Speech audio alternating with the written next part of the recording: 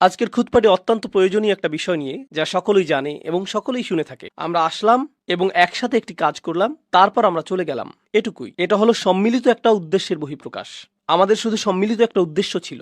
আমাদের সকলের উদ্দেশ্য ছিল জুমার নামাজ আদায় করা, এটুকুই এটুকুই। এটা দ্বারা এটা বোঝায় না যে এই সম্প্রদায়টি ঐক্যবদ্ধ, কোনোভাবেই এটা প্রদর্শন করে না। এখানে আমাদের উদ্দেশ্য হলো ইবাদত করা। কিন্তু আপনি যদি শুধু একটি উদ্দেশ্য দ্বারা ঐক্যবদ্ধ হন, আর এটাই যদি হয় সব, তাহলে যখনই সেই উদ্দেশ্য সমাপ্ত হবে, আপনার ঐক্যও শেষ হয়ে যাবে। অন্য আর কিছুর প্রয়োজন হবে না। আমি শুধু চাই যে আমার সন্তানেরা মসজিদে যাক। আমি শুধু চাই যে আমার সন্তান কিছুটা কোরআন শিখুক। আমি শুধু কোনোভাবে ইসলামের সাথে সম্পর্ক অনুভব করতে চাই, এটুকুই। যদি এটাই আপনার উদ্দেশ্য হয়, তাহলে এটুকুই পাবেন। যখন সেটা পূরণ হবে, আপনার আর কোনো প্রয়োজন থাকবে না, আর কোনো লক্ষ্য থাকবে না। কোরআন ঐক্য সম্পর্কে সম্পূর্ণ ভিন্ন একটা চিত্র অঙ্কন করেছে। এটা কোনো একটা কাজের উপর নির্ভরশীল নয়। এটা বড় একটা ঈদের নামাজের উপর নির্ভরশীল নয়। আর প্রতি বছর আমি একই সাথে হাসি এবং কাঁদি যখন শুনি মানুষ ঈদ কবে উদযাপিত হবে তা নিয়ে মতবিরোধী লিপ্ত। কারণ একই দিনে আমাদেরকে ঈদ উদযাপনের ব্যাপারে ঐক্যবদ্ধ হওয়া উচিত। আমি এই বিষয়ে বলি, আসলেই কি তাই? যদি আমরা সকলেই একই দিনে ঈদ উদযাপন করি, সেটাই আপনার কাছে ঐক্য বলে মনে হয়? নামাজের সেই 20 মিনিট ঐক্য কি এটুকুই? আপনি এমনকি জানেনও না যে যেই মানুষটির পাশে আপনি ঈদের নামাজ পড়ছেন, তার পরিবারের সদস্য হাসপাতালে ভর্তি রয়েছে। আপনি তা জানেন না। আপনি এটাও জানেন না যে এই ব্যক্তিটি ব্যবসায় ক্ষতির শিকার হয়েছে, অথবা এই ব্যক্তিটি তার বাবাকে হারিয়েছেন, অথবা তিনি কাজ হারিয়েছেন, অথবা স্বাস্থ্যগত সংকটের মধ্য দিয়ে যাচ্ছেন। আপনি জানেন না। তো ঐক্য আসলে কি? একটা ছবি যা প্রদর্শন করে যে অনেক মানুষ একসাথে দাঁড়িয়ে রয়েছে, এটাই ঐক্য। আমার যুক্তিতে এটা ঐক্যের কৃত্রিম এবং অর্থহীন মানদণ্ড। আর সেজন্যই যখন আমরা অভিযোগ করি যে আমাদের ঐক্য নেই, আমাদের সেই অভিযোগও অর্থহীন। এটা আমার দেয়া উদাহরণটির মতোই। আপনি একটা ভূমির সামনে দাঁড়িয়ে আছেন যেখানে কিছু জন্মাচ্ছে না, আর আপনি বলছেন, হেই, এখানে তো কোনো কিছুই দেখছি না, কেন আমার জন্য কিছু জন্মানো অবস্থায় নেই? ইতিমধ্যেই তো আমার বাগানে প্রবেশ করার কথা। না না না, যদি আপনি বাগানের মালি হতে প্রস্তুত না হন, সেক্ষেত্রে অভিযোগ করার কিছুই নেই। তো আসুন একটু পেছনে ফিরে যাই এবং এই বিষয়টা নিয়ে চিন্তা করি। প্রথমত এবং প্রধানত আমি পুরুষ মানুষদের উদ্দেশ্য করে বলবো, পর্দার আড়ালের বোনেরা একটু ধৈর্য ধরুন, আপনাদের পালা আসবে। যদি আজকে নাও হয়, অন্য আরেকদিন বলবো ইনশাআল্লাহ। কিন্তু আজ আমি শুধু পুরুষদের উদ্দেশ্য করে বলবো। মুসলিম সমাজের অনেক পুরুষ মানুষের সাথেই আমার অনেক অনেক কথোপকথন হয়েছে, সারা পৃথিবীব্যাপী এবং আমেরিকাতেও। পুরুষ মানুষদের কাছ থেকে অন্যতম একটা অনুভূতির কথা আপনি শুনবেন যে সকলেই আমার কাছ থেকে কিছু চায়। আমার পরিবার আমার কাছে চায়, আমার বাবা মা আমার কাছে চায়, আমার সন্তানেরা আমার কাছে চায়, আমার স্ত্রী আমার কাছে চায়, আমার শ্বশুর বাড়ি আমার কাছে চায়, আমার বস আমার কাছে চায়, আমার সমাজ আমার কাছে চায়। প্রত্যেকেই আমার কাছে কিছু চায়। আর সে যদি একটা ফোন কলও পায়, এমনকি কলটি রিসিভ করার আগে সে ধরে নেয় এটা তার উদ্দেশ্য না যে হ্যালো, আমি তোমার খবর নেওয়ার জন্য ফোন করলাম, তুমি কি ভালো আছো, সবকিছু কি ভালো চলছে, চলো একদিন দেখা করি। এমনকি কেউ যদি কল দিয়ে বলে আসসালামু আলাইকুম, তুমি কেমন আছো, এর মধ্যেই আপনার মাথায় কাজ করে যে সে কি চাইছে, কি ব্যাপারে কল করেছে, কল করার কারণটা কি। কেউই এজন্য আপনার খোঁজ নেয় না যে তারা আপনার ব্যাপারে মনোযোগী। তারা আপনার খোঁজ নেয় কারণ তারা এমন কিছুর প্রতি মনোযোগী যা আপনি তাদেরকে দিতে পারবেন। তো হয়তো আপনি একটা ক্যাশ বাক্স, অথবা আপনি হয়তো একজন সেবক। আপনি শুধু এটুকুই। আপনি আছেন শুধুমাত্র ব্যবহৃত হওয়ার জন্য। আপনি একটা যন্ত্র যাকে ব্যবহার করা হয়, এটুকুই। কেউ আপনাকে নিয়ে চিন্তা করে না। কেউ আসলে আপনার ভিতরের সত্তাটিকে দেখতে পায় না। আর আপনি মসজিদে আসছেন, এখানে শুনতে পান যে মুসলিমরা সবাই ভাই ভাই, আসসালামু আলাইকুম, এরপর আপনারা একে অপরকে আলিঙ্গন করেন, সালাম এবং দোয়া বিনিময় করেন, এতে সমস্যা নেই। কিন্তু যখনই আপনি বলেন ভাই, আমি কি আপনার সাথে একটু কথা বলতে পারি, আমি ব্যস্ত, এই মুহূর্তে একটু ব্যস্ত, কারণ কারোরই আপনার জন্য সময় নেই, কারোরই আপনার জন্য সময় নেই। আর আরো এক ধাপ সামনে আগালে আপনার পরিবার হয়তো আপনার উপর নির্ভরশীল, তারা আপনার উপর নির্ভরশীল। উদাহরণস্বরূপ, আপনি হয়তো উপার্জনকারী, আর আকস্মিক আপনি অসুস্থ হয়ে পড়লেন এবং চাকরি হারিয়ে ফেললেন। আপনি শুধুমাত্র চাকরি হারালেন না, পরিবারে আপনি সম্মানও হারিয়ে ফেললেন। আত্মীয়রা আর আগের মতো আচরণ করছে না। সবসময় তারা আপনাকে কল করতো, এখন আর কেউ কলও করে না। তারা আর আপনার খোঁজ নেয় না, খোঁজ রাখে না, বরং যতটা সম্ভব আপনাকে এড়িয়ে চলে। জানেন কেন? কারণ আকস্মিকভাবেই আপনি দানকারীর ভূমিকা থেকে গ্রহণকারীর ভূমিকায় নেমে এসেছেন। তাই কিছু চাইতে পারে এমন কারো থেকে মানুষ দূরে থাকতে চায়। এমনকি আমাদের পরিবারের ভিতরেই যদি এমনটা ঘটে, তাহলে অবস্থাটা কি হতে পারে যখন এই পরিসর বড় হয়ে সমাজ পর্যন্ত বিস্তৃত হয়? তখন কি ঘটে যখন মানুষ অনুভব করে যে কেউ তার কথা চিন্তা করে না। আর আমরা এখানে একটা ভিন্ন ধরনের সমাজে বসবাস করছি। ইউনাইটেড স্টেটস কিন্তু ডেনমার্ক থেকে আলাদা, এটা জার্মানি থেকেও আলাদা, এমনকি এটা কানাডা থেকেও আলাদা। ইউনাইটেড স্টেটস সম্পর্কে এমন কিছু বলছি যা আপনারা নিজেরাও জানেন। এটাকে পুঁজিবাদের নমুনা ধরা হয়। পুঁজিবাদ অর্থ আপনাকে প্রথম হওয়ার প্রতিযোগিতায় নামতে হবে। কেউ আপনার জন্য চিন্তা করবে না, আপনার নিজের চিন্তা নিজেকেই করতে হবে। কেউ আপনার জন্য এগিয়ে আসবে না, আমরা তো শ্বাস প্রশ্বাসের সাথেও পুঁজিবাদ গ্রহণ করছি, আর তার সাথে যোগ হচ্ছে আমাদের সমষ্টিগত জীবন। এটা সত্য যে যদিও আমাদের মধ্যে কিছুটা হলেও সালাম এবং দোয়া বিনিময়ের ভ্রাতৃত্ব সম্পর্ক রয়েছে, এটা নেহাত আনুষ্ঠানিকতার সীমা অতিক্রম করে না, কিন্তু এটা প্রকৃত ভ্রাতৃত্ব নয়। প্রকৃত ভ্রাতৃত্ব পরীক্ষার একটা পদ্ধতি বলে দিচ্ছি। আমি যদি আসলেই সমস্যার মধ্য দিয়ে যাই, তৎক্ষণাৎ এমন কারো কথা কি মনে পড়ে যাকে আমি কল করতে পারি? কাকে কল করার কথা তাৎক্ষণিক আমার মনে পড়ে? মসজিদের ভাইদের কথা কি মনে পড়ে? যাদের সাথে আমি চলি তাদের কথা কি মনে পড়ে? কার কথা মনে পড়ে? আপনি যদি সেরকম কাউকে পান, তাহলে আপনার জীবনে কিছুটা ভ্রাতৃত্ব রয়েছে। কিন্তু আপনি যদি দুইবার ভাবেন এই ব্যক্তিকে বললে সে আমার সম্পর্কে কি ভাববে, এই ব্যক্তিকে বললে সে কিভাবে এটা আমার বিরুদ্ধে ব্যবহার করবে, আপনাকে যাচাই বাছাই করতে হয় আপনার সমস্যাটি কোনো ব্যক্তিকে খুলে বলবেন কিনা, কারণ আপনি নিশ্চিত না যে সে এই কথা আরো 20 জনের সাথে বলে বেড়াবে কিনা। তখন আপনি ঈদের দিনে উত্তপ্ত আলোচনার বস্তুতে পরিণত হবেন। জানেন ওই ভাইটি আমাকে কি বলেছে, কি ঘটেছে তার সাথে? ও মাই গড! আপনি অন্য কারো উপভোগের গল্পে পরিণত হতে চান না, এই জন্য নিজের মুখ বন্ধ রাখেন। জানেন এর অর্থ কি? আপনার জীবনে ভ্রাতৃত্ব অনুপস্থিত। একজন ইমানদার অপর ইমানদারকে যে সতর প্রদান করার কথা সেটা আপনার নেই, আপনার তা নেই। আসুন আরো এক ধাপ এগিয়ে যাই। সেই আয়াতটিতে যাওয়ার আগে যা আমি আসলেই আপনাদের সাথে শেয়ার করতে চাই, আরেক ধাপ এগিয়ে যাই।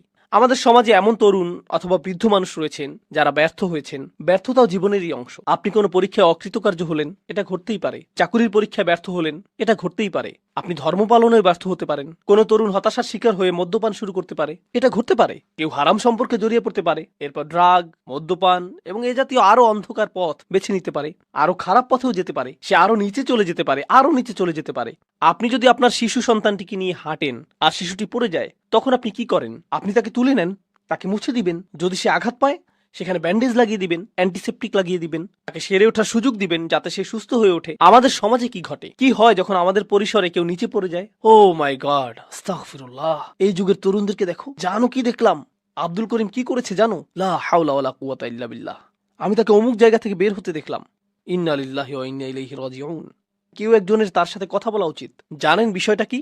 সেই ব্যক্তিটি হয়তো একটি পাপ কাজ করেছে, আমি বলবো যে আপনি তার চেয়েও বড় পাপ কাজ করেছেন। সেটা যদি আল্লাহর বিরুদ্ধে করা অপরাধ হয়ে থাকে, আপনিও তো নিজের মুখ ব্যবহার করে অন্য মানুষের সামনে অপর এক ভাইয়ের মর্যাদা নষ্ট করেছেন। আর আস্তাগফিরুল্লাহ বলছেন যেন আপনি প্রকৃতই তার ভালো চাইছেন। কারণ আপনি যদি প্রকৃতই ভালো চাইতেন, প্রথমত আপনার মুখ বন্ধ থাকতো, আর একমাত্র তখন এটা খুলতো যখন আপনি তার কাছে গিয়ে তাকে জড়িয়ে ধরে বলতেন, যদি কখনো প্রয়োজন হয় আপনার কথা শোনার জন্য আমি সদা প্রস্তুত, আর আমি মারা গেলেও আপনার এই গোপনীয়তা প্রকাশ করব না। সেটাই হতো ভ্রাতৃত্ব সুলভ আচরণ। এখন যা করছেন তা ভ্রাতৃত্ব নয়। আমি আমাদের তরুণদের নিয়ে উদ্বিগ্ন। এটা ভ্রাতৃত্ব না। আমি জানি না এটা কি, তবে কমপক্ষে এটা যে অগোচরে আক্রমণ সেটা তো বলাই যায়। কিন্তু এই বাস্তবতাটি আমি আমার জন্য সৃষ্টি করেছি। তারপর আমরা এই কথা বলার ধৃষ্টতা দেখাই যে উম্মাহ কেন ঐক্যবদ্ধ নয়? কোটি কোটি মানুষ রয়েছে। আরে ভাই, আপনি কি আমাদের 1 ডজন মানুষকে ঐক্যবদ্ধ দেখাতে পারবেন? 2 ডজনকে দেখাতে পারবেন? কোটি কোটি মানুষের একতা নিয়ে কথা বলার আগে কয়েকশো ঐক্যবদ্ধ মুসলিম দেখাতে পারবেন? তো আসলে এখন আমরা দেখি সাহাবীগণ কেমন ছিলেন এবং কোরআন কেন তাদেরকে এত প্রশংসা করেছে। এটি হলো কোরআনের সবচেয়ে চমৎকার স্থানগুলোর একটি। খুবই সংক্ষেপে আমি আপনাদেরকে ঘটনাগুলো বলবো। খাইবারে রাসূল সাল্লাল্লাহু আলাইহি সাল্লামকে উল্লেখযোগ্য একটা বিজয় প্রদান করা হয়েছিল। খাইবারের আগে মুসলিমরা মূলত ছিল দেউলিয়া, তাদের কোনো অর্থ সম্পদ ছিল না। খাইবারের পরে আকস্মিকভাবে তারা কোটিপতি হয়ে গেলেন, কোটি কোটি টাকা আসতে লাগলো। এখনকার সময়ের অর্থের মাপকাঠিতে হিসেব করলে কোটি কোটি টাকার আবাসন, কৃষিভূমি, পুনরাবর্তিত মুনাফা, এই সব কিছু আকস্মিকভাবে মদিনায় চলে আসলো। আর এটা ঘটার ঠিক আগেও মুসলিমরা কোনো রকমে টিকে ছিল। হাদিসে এমন বর্ণনা এসেছে যে রাসূল সাল্লাল্লাহু আলাইহি সাল্লামের কন্যা 2-3 দিন যাবৎ অনাহারে থাকা সত্ত্বেও তার নিজের কন্যাকে ফিরিয়ে দিতে হয়েছিল, কারণ তার কাছেও খাবারের কিছু ছিল না, আর তিনি তার পেটে পাথর বেঁধে রাখতেন ক্ষুধার যন্ত্রণা লাঘবের জন্য। এরকমই ছিল মুসলিমদের অবস্থা। তিনি ছিলেন মদিনার রাষ্ট্রনায়ক আর অনাহারে দিন কাটত। আর তারপর খাইবারের পরে আকস্মিকভাবে কোটি কোটি টাকা আসতে শুরু করলো। এখন এই বিষয়টি নিয়ে এক মুহূর্ত চিন্তা করুন। মুহাজিরগণ মক্কা থেকে এসেছিলেন, তাই না? তারা সবকিছু পিছনে ফেলে এসেছিলেন, কিন্তু মদিনার মানুষেরা প্রথম থেকেই দরিদ্র। তারা ধনী ছিলেন না। তাদের 3টা শয়নকক্ষ বিশিষ্ট ঘর ছিল না, 2টা শয়নকক্ষ বিশিষ্ট ঘরও ছিল না, তাদের এমনকি শয়নকক্ষও ছিল না। কিন্তু এখন এই মানুষগুলো সব আসলো, আর তাদেরও কোথাও থাকতে হবে। তখন আনসারগণ কি করলেন? মদিনার আনসারগণ যা করলেন, তারা মুহাজিরদেরকে তাদের বাড়িতেই থাকতে দিলেন। তাদের নিজেদেরই তো যথেষ্ট খাবার ছিল না, এখন আরো কিছু ক্ষুধার্ত মুখ তাদের সাথে যুক্ত হলো। বুঝতে পারছেন তো? এই মানুষগুলোর আগমন প্রচুর অর্থনৈতিক চাপ তৈরি করলো। এর উপরে এই অর্থনৈতিক চাপই একমাত্র বিষয় ছিল না। রাসূল সাল্লাল্লাহু আলাইহি সাল্লামের মদিনায় আগমনের 6 মাস পরেই তারা যুদ্ধের প্রস্তুতি শুরু করলেন। বদরের যুদ্ধ শুরু হবার উপক্রম হলো। আর আপনি যখন যুদ্ধের প্রস্তুতি গ্রহণ করেন, আপনাকে এটা জেনে রাখতে হবে যে যুদ্ধ ব্যয়বহুল। যুদ্ধের জন্য কে খরচ করবে? মুহাজিরদের কাছে তো কোনো অর্থ নেই, কারণ তারা সকল অর্থ পেছনে ফেলে এসেছেন। এখন এই সকল ব্যয় বহন কে করবে? আনসাররা। একে তো আনসাররা মুহাজিরদের ব্যয় বহন করছে, তার উপর এখন তারা আল্লাহর পথে যুদ্ধ করার জন্য বেশিরভাগ অর্থের যোগান দিচ্ছেন। তাদের অবস্থার প্রেক্ষিতে যে মুহূর্তেই তারা ইসলাম গ্রহণ করলেন, তাদের ব্যক্তিগত জীবন বলে আর কিছু রইল না। নিজেদের সেই ক্ষুদ্র ছোট পরিসরটাকেও তাদের অন্য কারোর সাথে ভাগ করে নিতে হলো। তারা নিজেদের খাবারটুকু একা খেতে পারলেন না। এখনকার সময়ে বলা হয়ে থাকে যে দেয়াল নির্মাণের মাধ্যমে অভিবাসী সমস্যার সমাধান করা হবে। তারা কিন্তু সেখানে বসবাস করছেন। বইয়ের পাতা এটা পড়া সহজ যে আনসারগণ মুহাজিরদের সহায়তা করেছিলেন। যদি কেউ আপনার ঘরে এসে পড়ে, আপনার সাথে 6 মাস অবস্থান করে, আপনার চাচাতো ভাই, আপনার ভাই 2 দিনের জন্য আসলো, 2টি দিনই নির্ধারিত। তুমি ঈদ করতে এসেছো, ঈদ শেষ, সামনের ঈদে দেখা হবে, সামনের ঈদে আমি বরং তোমার ঘরে আসবো। কেউ আপনার ঘরে 6 মাস, 1 বছর অথবা অনির্দিষ্টকালের জন্য অবস্থানের সিদ্ধান্ত নিল। এক পর্যায়ে আপনি বিরক্ত হয়ে যাবেন, এক সময় টানাপোড়েন শুরু হয়ে যাবে। ঠিক আছে, আপনি আমার ইসলামী ভাই, কিন্তু আপনি কি এখানে বসা থেকে বিরত থাকবেন? এটা আমার বসার স্থান। আপনি আমার ইসলামী ভাই, কিন্তু আমার যেই এক টুকরো চিকেন ছিল তাই আপনি খেয়ে নিলেন। এই কমলাটি কে নিয়েছে? এটা কে করেছে? কে সবকিছু এলোমেলো করে রেখেছে? ও আল্লাহ, এরকম শুরু হয়ে যাবে। তারা তো মানুষই, তারা তো মানুষ। এর উপরে তারা আবার একটি যুদ্ধের সম্মুখীন হলেন। আর বেশিরভাগ শহীদ বদর এবং উহুদে, বেশিরভাগ মানুষ যারা হত্যার শিকার হয়েছিলেন, তারা ছিলেন আনসার, তারা ছিলেন মদিনার অধিবাসী। তো আমরা ব্যয় করছি, আমরা গৃহের অংশ ছেড়ে দিচ্ছি, আবার আমরা হত্যারও শিকার হচ্ছি। এই সব কিছু ঘটতে থাকলো। আর তারা দিয়েই গেলেন, দিয়েই গেলেন, দিয়েই গেলেন এবং দিয়েই গেলেন। সবশেষে কোটি কোটি টাকা আসতে লাগলো। খাইবারের যুদ্ধের পর তারা কোটিপতি হয়ে গেলেন। আমি যদি আনসারি হতাম, আমি তা না, আমি এখানে আমার কল্পনাকে ব্যবহার করছি, যদি আমি আনসারদের একজন হতাম, আমি বলতাম কুছ তো বাপাস মিলে, কিছুটা হলেও তো ফেরত পাবো। আমি ঘোষণার জন্য অপেক্ষা করছি, কারণ আমি অর্থ ব্যয় করেছি, নিজের বাসস্থানের অংশ দান করেছি, কিছুটা তো ফেরত পাবো, যেহেতু গনিমতের এই সম্পদ আমরা লাভ করেছি।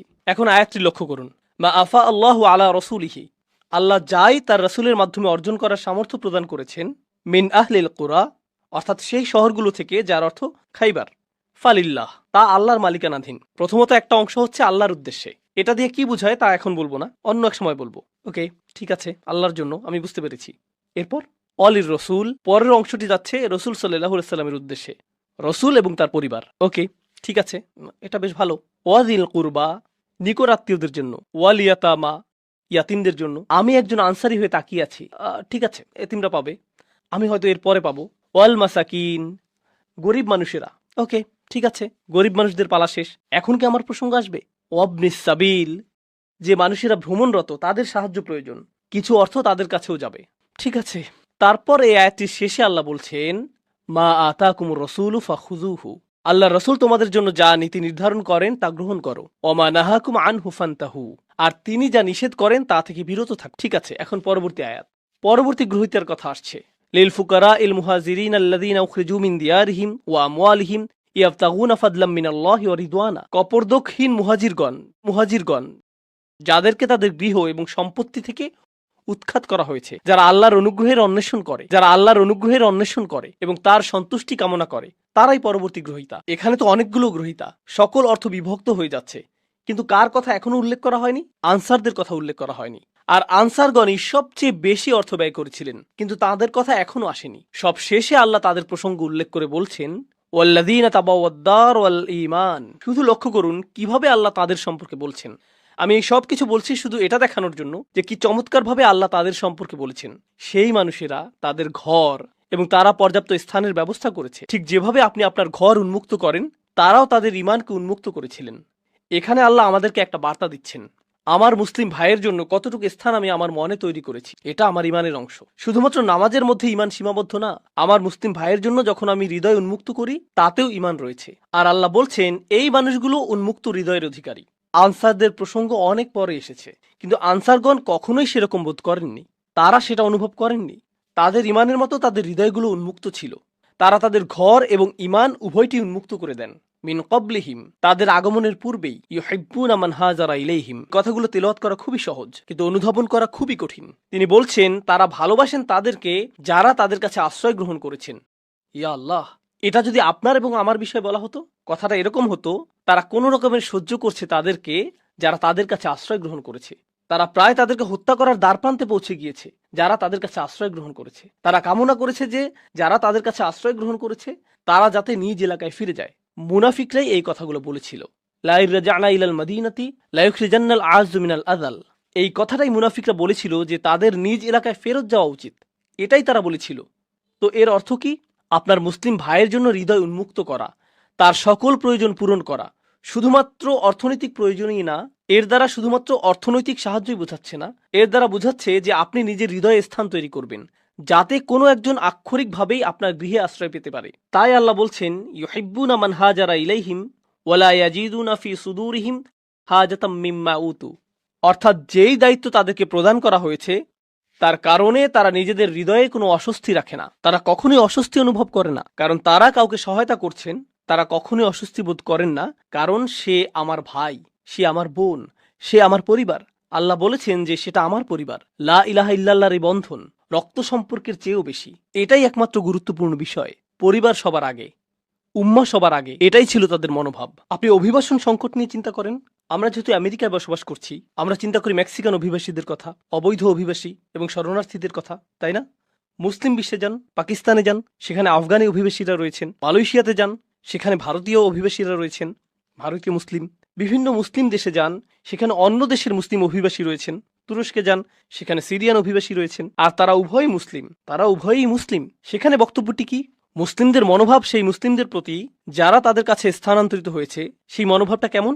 এই সকল স্থানে এবং অন্য আরও স্থানে ট্রাম্প যেভাবে অভিবাসীদের নিয়ে কথা বলে, তারাও তাদের সম্পর্কে ঠিক সেভাবেই কথা বলে। প্রকৃতপক্ষে তারা এর চেয়েও খারাপভাবে কথা বলে। ট্রাম্প বরং উত্তম বলে। সেই ব্যবহার লক্ষ্য করুন এবং লক্ষ্য করুন যে কোরআন কি বলছে। ইউহিব্বুনা মান হাজারা ইলাইহিম। মুসলিম বিশ্বেই অন্য মুসলিম দেশ থেকে আগত কত হাজার মানুষকে সীমানায় আটকে দেওয়া হয়েছে। সেখানে তারা মূলত ক্যাম্পে বসবাস করছেন, তারা এমনকি ভেতরে প্রবেশ করতে পারছেন না, আর তারা প্রজন্মান্তরে সেখানে রয়েছেন। শিশুরাও একই ক্যাম্পগুলোতেই জন্মেছে এবং বেড়ে উঠছে। ওয়ালা ইয়াজিদুনা ফি সুদুরিহিম হাজাতাম মিম্মা উতু ওয়া ইউসিরুনা আলা আনফুসিহিম ওয়ালাউ কানা বিহিম খাসাসা। তারা নিজেদের উপর অন্যদেরকে প্রাধান্য দেয়, যদিও তারা নিজেরা অভুক্ত অবস্থায় থাকে। তারা নিজেদের উপরে অন্যদেরকে অগ্রাধিকার দেয়। তারা অন্যদের জন্য নিজেদের প্রয়োজনকে তুচ্ছ করে দেখেন, যদিও তারা অনাহারে থাকেন। এটা বেশ উঁচু মানদণ্ড। আল্লাহ বর্ণনা দিচ্ছেন, যে পরিমাণ অর্থ এসেছে তা নির্ধারিত আল্লাহর জন্য, রাসূলের জন্য, দরিদ্র কপরদক্ষিণ মানুষদের জন্য, মুহাজিরদের জন্য, আর তারপর তিনি আনসারদের কথা অসাধারণভাবে বর্ণনা করলেন। এত দীর্ঘ আয়াত উৎসর্গকৃত হয়েছে শুধুমাত্র আনসারদের জন্য আর তাদের কৃতকর্মের জন্য। আর তিনি শেষ করেছেন এই বলে যে ওমা ইউকা শুহা নাফসিহি ফাউলাইকা হুমুল মুফলিহুন। যে নিজেকে লোভ ও স্বার্থপরতা থেকে রক্ষা করতে পারবে সেই সফল। আমার সুরক্ষা প্রয়োজন আমার নিজের একটা অংশ থেকে। আমার নিজের ভিতরে রয়েছে লোভ এবং স্বার্থপরতা, আমাদের সকলের মধ্যে এটা রয়েছে।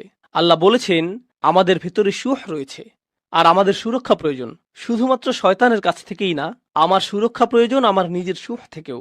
যে সকল মানুষ তাদের ভিতরের এই দুর্বলতা থেকে মুক্ত হতে পারবে তারাই সাফল্য অর্জন করবে। ফাউলাইকা হুমুল মুফলিহুন। আমি চাই যে আমি নিজে এবং আপনারা আমাদের নিজস্ব পরিসরে পুনরায় চিন্তা করা শুরু করি যে ঐক্য অর্থ আসলে কি। কারণ কোরআনে বর্ণিত ঐক্য হলো নিজের ভেতরে অনুভূত ঐক্য। এটা সেরকম ঐক্য না যা শুধু বাহ্যিকভাবে দেখতে ঐক্যের মতো। এটা ঐক্য না যে আমরা একই রকম কথা বলি, অথবা আমরা একই রকম পোশাক পরি, অথবা আমরা একই মাযহাব অনুসরণ করি তাই আমরা ঐক্যবদ্ধ, আমাদের দাড়ির দৈর্ঘ্য সমান তাই আমরা ঐক্যবদ্ধ, অথবা আমাদের কাপড় সমান মাপে টাকনুর উপর থাকে তাই আমরা ঐক্যবদ্ধ, আমরা একই বক্তার আলোচনা শুনি তাই আমরা ঐক্যবদ্ধ। এগুলো সবই অযৌক্তিক, এগুলো সবই অর্থহীন। প্রকৃত ঐক্য হলো যখনই আপনি কোনো মুসলিম ভাইকে দেখেন, যেই মুহূর্তে তিনি আপনাকে সালাম দেন অন্য সকল প্রতিবন্ধকতা অদৃশ্য হয়ে যায়। ওয়ালা তাকুলু লিমান আলকা ইলাইকুমুস সালামা লাস্তা মুমিনান। এটুকুই যথেষ্ট। তারা আপনার ভাই, আপনি তাদের জন্য সদা প্রস্তুত, তারা আপনার জন্য সদা প্রস্তুত।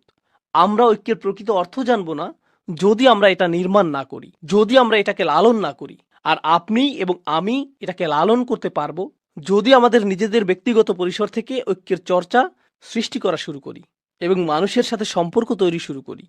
এই বিষয়ে আমি সর্বশেষ একটি কথা বলবো, ইতিমধ্যেই বক্তব্য দীর্ঘায়িত হয়ে গিয়েছে। সর্বশেষ যে কথাটি বলবো তা হলো, আমি 18-19 বছর বয়স থেকেই মুসলিমদের মাঝে কাজ করছি। খুতবা, দার্স এবং সক্রিয় কার্যক্রমগুলোতে যুক্ত ছিলাম।